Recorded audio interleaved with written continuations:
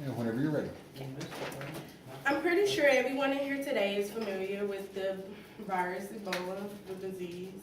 But how many people know the symptoms and causes, the prevention, and the history about Ebola? Anybody know that? No? Okay. Well, if you're like me, I'm pretty sure you learned about it, maybe in the news, read a couple articles about it. But it was like, I really don't need to know that it's not in my city, not nowhere around me, so yeah, I'm just gonna leave it alone. Don't want to think too much about it. Well, today I'm going to inform you about the Ebola virus. Okay? Ebola virus is a deadly virus that many people in West Africa are suffering from. It is slowly making its way to America. My goal today is that you'll leave here knowing more knowledgeable information about Ebola so you can inform someone else about it. Today I will be informing you about the history and the symptoms of Ebola, also about the side effects and the preventions of Ebola. Today I would like to give you a short talk and summary on the history of Ebola. According to WHO.com article on Ebola virus, Ebola first appeared in 1976 in two simultaneously outbreaks, one in Nasra, Sudan, and the other in Yambaku, Democratic Republic of Congo. It later occurred in a village near Ebola River, which it contracted its name from, the Ebola virus. The current outbreak in West Africa is the largest, most complex Ebola outbreak. There were more cases and deaths in this outbreak than any others combined. As of October 2014, there have been only 4 cases of Ebola in the United States. I know y'all always hear on the news like someone might got Ebola in Tulsa and Dallas. I be getting scared, y'all. I be searching and y'all don't even want to know what I be doing because I don't want to get it. So 4 people have got it in the United States.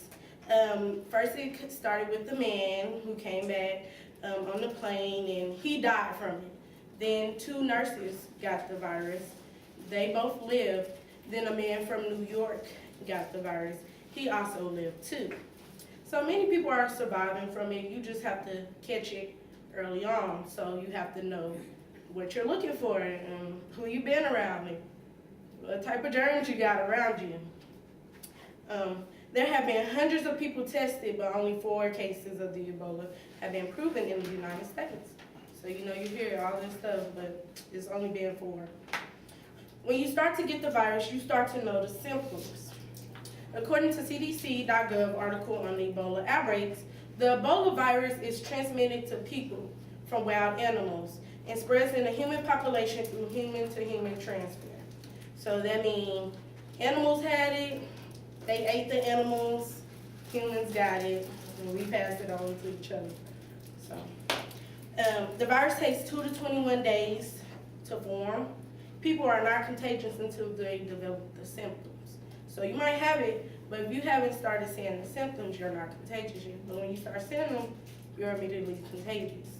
So what are those symptoms, you might ask? Well, according to Mayo Clinic Hospital, the first symptoms are common cold symptoms like a fever, muscle pains, headaches, sore throat, just usual stuff you would think, but you would still think to go to the doctor for them. Don't just sit at home and think, oh, I just got a common cold. Still go get checked out because this is going around. Over time, symptoms become very severe. Then follows vomiting, diarrhea, rashes, impaired kidney and liver function, also chest pain, cough, severe weight loss, bleeding, usually out of the eyes, which is kind of rough, and bruising. According to the New York Times article about Ebola written by Aranda, there are no proven vaccines for the Ebola virus. You can, viruses, they have to take its course and go away over time. So it's nothing that can just heal you right off back. You have to let it run its course. Ebola is contagious. It is transmitted through bodily fluids such as blood, saliva, mucus, vomiting, urine, and feces. There are many ways to prevent from catching this virus. Practice good hygiene. Wash your hands, do stuff like that. Avoid areas in which infection have been reported and suspected. Avoid eating wild caught meat, animals, because you can get it from there. So, I'm glad I could inform you about the history, symptoms, side effects, and prevention of the Ebola virus. I am so glad that I was able to inform you about this deadly virus disease. I hope that I was able to give you some information that you were able to retain and get a better understanding so you can tell someone else.